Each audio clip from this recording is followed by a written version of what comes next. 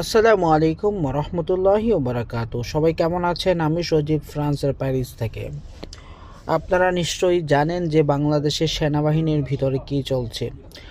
জনাব ওয়াকারুজ্জামান, আমি ওনাকে জেনারেল বলতে চাই না, কারণ ওনার ভিতরে দেশপ্রেম বলতে কোনো কিছুই অবশিষ্ট নেই।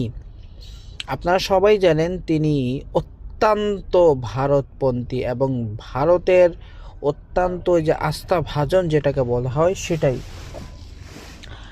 আপনারা সবাই জানেন যে 6ই আগস্ট উনি জাতির সামনে ভাষণ দিয়েছিলেন যে প্রত্যেকটা হত্যার বিচার হবে, প্রত্যেকটা ক্রিমিনালকে উনি ধরে ধরে বিচার করবেন। কিন্তু কি করলেন উনি?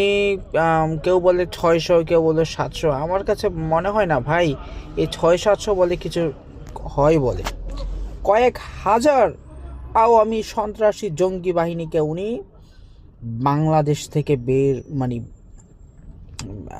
বের হতে উনি করেছেন, এটাকে উনি নিজেই হ্যান্ডেল করেছেন।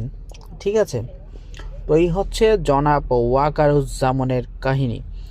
এখন বিষয়টা হচ্ছে যে ওয়াকার মানে ওয়াকার কি চাইলেই কি এখন অথবা সেনা অভ্যুত্থান এই ধরনের কোনো কিছু করতে পারে?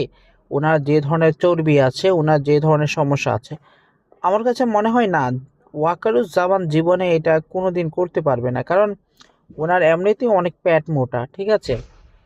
আর ওয়াকারুজ্জামান যদি কিছু করার চেষ্টা করে তাহলে বাংলাদেশের মানুষরা কুকুরের মতো এদেরকে পিটিয়ে পিটিয়ে বাংলাদেশ ছাড়া করবে, এদেরকে জয় বাংলা করবে। বুঝতে পেরেছেন?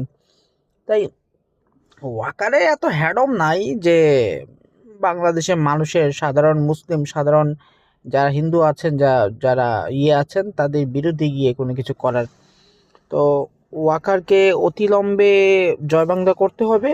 কারণ ওয়াকার হচ্ছে একটা হচ্ছে কি বলে এটাকে, একটা বিস্ফোরার মতো আমাদের আমাদের স্বাধীন বাংলাদেশের জন্য, আমাদের সাধারণ মুসলিমদের জন্য। কারণ এই শুয়োরের বাচ্চারা কিন্তু শত শত হাজার হাজার নিরীহ মুসলিমদেরকে এভাবে আয়না ঘরে নিয়ে, ঠিক আছে, এভাবে জঙ্গি বানিয়ে হত্যা করছে।